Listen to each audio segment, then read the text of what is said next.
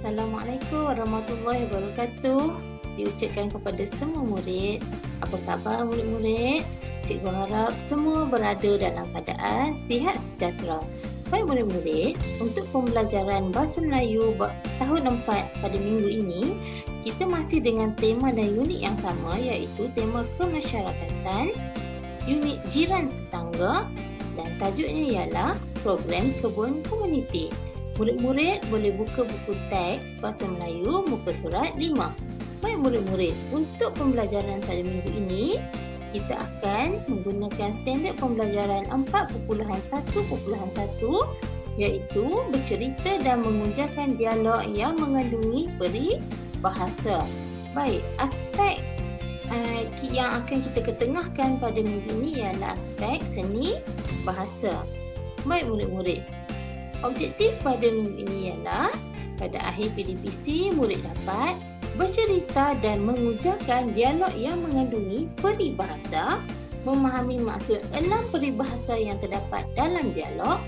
Seterusnya, kriteria kejayaan pada akhir PDPC murid boleh bercerita, mengujarkan dialog yang mengandungi peribahasa, kemudian memahami maksud 4 daripada 6 peribahasa yang terdapat dalam dialog. Baik, kita teruskan dengan aktiviti yang pertama.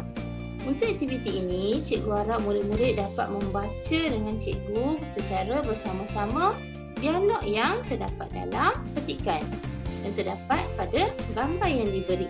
Baik, kita akan membaca dan memahami dialog yang menggunakan peribahasa. Baik, kita mulakan ya. Program kebun komuniti. Encik Husin membawa anaknya Hadif dan Hajar ke kebun komuniti di kawasan perumahan mereka. Baik, sekarang tiba giliran Encik Husin dulu untuk mengujarkan dialog.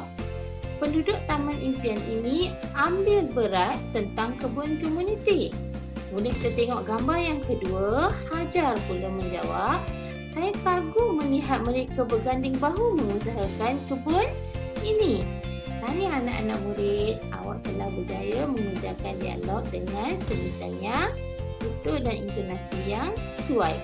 Baik murid-murid, untuk gambar yang ketiga dan keempat, untuk gambar yang ketiga dan keempat, tiada sebarang dialog lagi yang ditulis. Jadi dialog-dialog dalam gambar yang ketiga dan keempat ni kita akan bincangkannya sebentar lagi. Baik murid-murid, kita masuk kepada aktiviti kita yang kedua. Aktiviti kedua ialah aktiviti mari kenali peribahasa. Apa itu peribahasa? Kamu pernah dengar peribahasa? Baik murid-murid, kita pergi dulu kepada maksud peribahasa. Kamu boleh rujuk buku teks muka surat 5. Di bahagian bawah, di bahagian bawah ada kamus poket. Baik, di dalam kamus poket ini dia ada maksud peribahasa. Peribahasa ialah ayat atau kelompok kata yang mempunyai susunan yang tetap dan mengandungi pengertian tertentu. Dia ada maksud dia yang tersendiri. Peribahasa terdiri daripada simpulan bahasa, perumpamaan, bandingan semacam, bidalan, pepatah dan kata-kata hikmat. Cikgu dah senaraikan di tepi ni. Kita ada simpulan bahasa, perumpamaan, bandingan semacam, bidalan, pepatah, kata-kata hikmat. Kita dah pun belajar pada tahun 3 yang lalu. Tapi tidak semula cikgu ajar simpulan bahasa, perumpamaan, bandingan semacam. Baik, untuk tajuk pada hari ini ada beberapa contoh peribahasa yang cikgu berikan. Kita tengok simpulan bahasa. Simpulan bahasa ni biasanya terdiri daripada 2 perkataan yang digabungkan. Kaki botol. Dia ambil kaki, dia ambil botol. Jadi botol itu ada kaki? Bukan. Kaki botol ialah simpulan bahasa yang membawa maksud seseorang yang gemar minum minuman keras. Arak. Kemudian kita tengok yang kedua, mata duitan. Mata dan juga duit. Bukannya mata duitan maksudnya seseorang yang amat cintakan wang sehingga mengabaikan segala-galanya yang lain lah. Maksudnya dia tak kisah duit tu halal ke haram ke, yang penting dia suka duit, dia cintakan duit. Kemudian cakar ayam menjurus kepada tulisan yang buruk. Tulisan cakar ayam, tulisan yang tidak kemas. Macam ayam dicakar tanah kan, macam mana awak tengok kesan atas tanah tu. Okey, otak cair bermaksud seorang yang geliga ataupun cerdik. Bukan otak dia cair keluar dari kepala, bukan ya. Otak cair bermaksud geliga ataupun cerdik. Kemudian perumpamaan. Perumpamaan ni kita umpamakan sesuatu benda dengan sesuatu benda yang lain. Okey? Baik. Dia tak semestinya benda tu sama. Okey, kita tengok yang pertama. Bagai isi dengan kuku. Isi benda lain, kuku benda lain. Tetapi isi dan kuku kedudukannya rapat. Okey, isi dan juga kuku. Okey, bermaksud hubungan yang amat erat, rapat. Okey. Kemudian bagai bulan jatuh ke riba. Maksudnya menunggu sesuatu yang mustahil. Okey, bukan maksud nak tunggu bulan jatuh atas riba, tak muat pun riba kita. Okey, dia membawa maksud mengharapkan sesuatu yang tidak mungkin berlaku. Okey anak-anak, umpama pungguk rindukan bulan. Pungguk merupakan seekor burung bulan yang berada di angkasa. Okey, pungguk rindukan bulan ni maksudnya rindu yang tak amat sangat, tapi rindunya rindu pada orang yang teramat jauh. Pungguk rindukan bulan. Bulan kan jauh daripada kita, jadi pungguk ni merindukan sesuatu yang amat jauh dari dia. Maksudnya kita rindukan sesuatu yang jauh kedudukannya dari kita. Baik. Seterusnya bandingan semacam. Bandingan semacam, kita membandingkan satu benda dengan benda yang lain yang mempunyai sifat yang setara. Contohnya, putih seperti salji. Salji warna putih kan? Jadi kalau kita nak bandingkan benda-benda putih, kita boleh guna bandingan semacam putih seperti salji. Kain cadar yang terdapat di hotel yang saya pergi pada minggu lalu putih seperti salji. Maksudnya sangat bersih, putih. Okay? Tak nampak kotor-kotor kuning ke, ada kesan-kesan kotor, tak ada. Baik, seterusnya hitam seperti arang. Arang kan warna hitam. Okey, jadi dia nak samakan hitam seperti arang. Contoh kita kata selepas aktiviti sukan di sekolah yang dijalankan dari pagi sehingga tengah hari, kulit saya sudah bertukar menjadi hitam seperti arang. Bukan tukar jadi arang, tapi kulitnya bertukar menjadi gelap. Jadi dia nak katakan kulit dia tu gelap, hitam seperti arang. Cantik buat bidadari. Bidadari kan cantik. Jadi bila dia nak puji kawan dia, dia cakap, Aminah, awak ni cantik buat bidadari lah. Kulit awak putih bersih. Macam itu ya. Jadi kita mesti membandingkan sesuatu dengan benda yang mempunyai sifat yang sama. Kita tak boleh cakap kulit saya hitam seperti salji, sebab benda salji hitam tak wujud. Baik anak-anak. Kemudian kita pergi kepada bidalan. Okey, bidalan ni ialah nasihat ataupun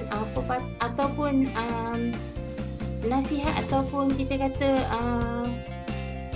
benda yang diujarkan oleh seseorang untuk memberi manfaat kepada orang lain lah, untuk memberi teguran kepada orang lain. Contoh, nasi sudah menjadi bubur. Maksudnya benda yang tak guna lagi dah kita nak menyesal kerana benda sudah pun berlaku. Ukur baju di badan sendiri, maksudnya bila kita membuat sesuatu, buatlah dengan kemampuan sendiri, jangan ikut orang. Okey, baik. Itu maksudnya nasihat. Kita memberi nasihat kepada orang lain untuk membuat sesuatu yang sesuai dengan kita. Baik. Kemudian kita tengok untuk aktiviti 3, kita dah baca tadi kan, petikan dalam aktiviti pertama kan, kita dah baca dialog. Sekarang kita perlu mengenal pasti peribahasa yang terdapat dalam dialog. Baik, kita tengok gambar yang pertama. Tulisan yang berwarna merah itulah peribahasa. Peribahasa berbentuk apa? Dia ada 2 saja, ambil berat. Okey, peribahasa berbentuk simpulan bahasa.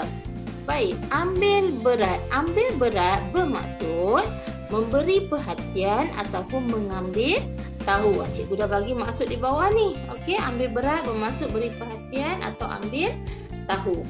Kemudian kita tengok gambar yang kedua, ada simpulan bahasa berganding bahu. Berganding bahu bermaksudnya bekerja sama. Ni para pekebun, dia nak tanam pokok ni tak boleh buat seorang-seorang tak akan dapat hasil yang banyak. Nak dapat hasil yang banyak kena berganding bahu, barulah kita dapat hasil yang menguntungkan, hasil yang banyak. Baik. Untuk gambar ketiga dan keempat, okey, ada simpulan bahasa besar hati. Besar hati bermaksud bangga ataupun gembira. Kemudian mandi peluh bermaksud bekerja kuat sampai basah baju dia dengan peluh. Baik. Seterusnya gambar yang keempat, sekangkang kera. Sekangkang kera bermaksud tanah yang sempit ataupun kawasan yang sempit.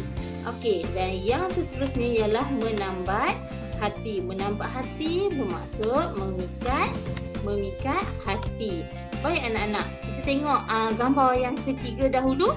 Di dalam gambar ketiga ni ada seorang pekebun wanita, ada Encik Husin, ada Hajar, ada Hadif. Jadi di dalam gambar yang ketiga ni kamu boleh kamu boleh mencipta dialog sama ada kepada Encik Husin, Hajar ataupun Hanif. Tapi perlu sesuaikan. Kalau besar hati, siapa yang besar hati?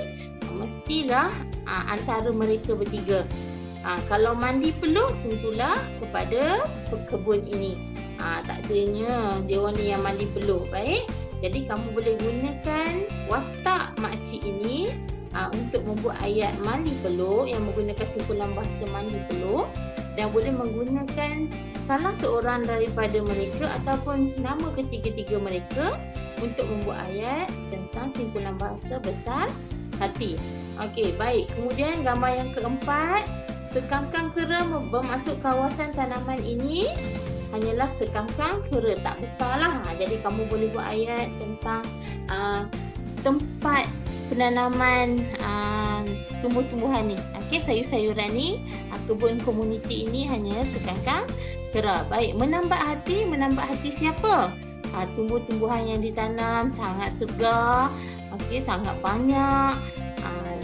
Kemudian berjaya menambat hati ni lah.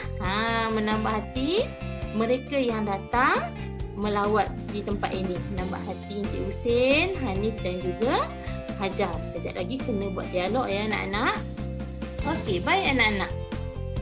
Kemudian ini gambar yang perlu kamu gunakan untuk menjalankan ataupun untuk membuat lembaran kerja yang cikgu beri dalam modul rajin. Baik, rujuk lembaran kerja Bahasa Melayu minggu 5. Pastikan kamu keluarkan lembaran kerja minggu 5 yang cikgu telah lampirkan di dalam modul rajin. Baik, kamu tengok ya, di dalam lembaran kerja ini cikgu ada bagi dua bahagian latihan. Ini bahagian pertama dan ini bahagian yang kedua. Untuk bahagian pertama, aktiviti yang kamu perlu buat ialah suai padankan simpulan bahasa di bawah dengan maksudnya. Cikgu dah nyatakan dalam video cikgu tadi. Kalau tak ingat, kamu boleh ulang semula video cikgu ya. Okey, ambil berat, apa maksudnya? Berganding bahu, apa maksudnya? Dan sehingga akhirlah, sehingga menambah hati. Baik anak-anak, jangan lupa tulis nama dan kelas ya. Baik, kemudian di bawah ini ada gambar, ada dialog yang perlu kamu lengkapkan. Okey, untuk yang pertama, dialog yang perlu kamu lengkapkan, kamu kena rujuk gambar yang ketiga. Okey, yang di bawah ini dialog antara Encik Husin dan Hajar, kamu perlu rujuk gambar yang keempat. Untuk membuat latihan bahagian 2 ini, kamu boleh rujuk gambar ketiga dan keempat ini. Baik, bina dialog. Dialog bermaksud perbualan. Perbualan. Di sini cikgu ada bagi satu contoh lah, dialog Hajar. Lihatlah ayah, saya berasa besar hati melihat hasil tanaman yang diusahakan penduduk Taman Impian. Jadi agak-agak apa dialog yang diujarkan oleh Hadif? Okey, Hajar dah guna besar hati. Okey, agak-agak Hadin guna dialog apa pula? Mandi peluh. Siapa yang mandi peluh? Cikgu dah kata tadi kan? Kamu boleh namakan Makcik Aisyah ke, Makcik Siti ke. Okey, boleh? Baik, seterusnya di bawah ni, cikgu letakkan kedua-dua dialog ni kosong. Cikgu nak kamu sendiri buat dialog Encik Husin dan dialog Hajar. Okey, Encik Husin boleh menggunakan dialog Sekakang Kera. Baik, Hajar boleh menggunakan simpulan bahasa Melambat Hati. Baik, murid-murid. Senang saja, insya-Allah. Cikgu yakin kamu mampu melakukannya. Baik, latihan juga cikgu akan lampirkan ke dalam Google Classroom. Jadi kamu boleh akses latihan ini juga di dalam Google Classroom. Selesaikan lembaran kerja yang diberi dan nanti hantar kepada cikgu bila kamu datang semula ke sekolah untuk mengambil lembaran kerja minggu berikutnya. Baik, itu saja daripada cikgu. Selamat maju jaya. Terima kasih. Kita jumpa lagi nanti dalam pembelajaran seterusnya. Bye.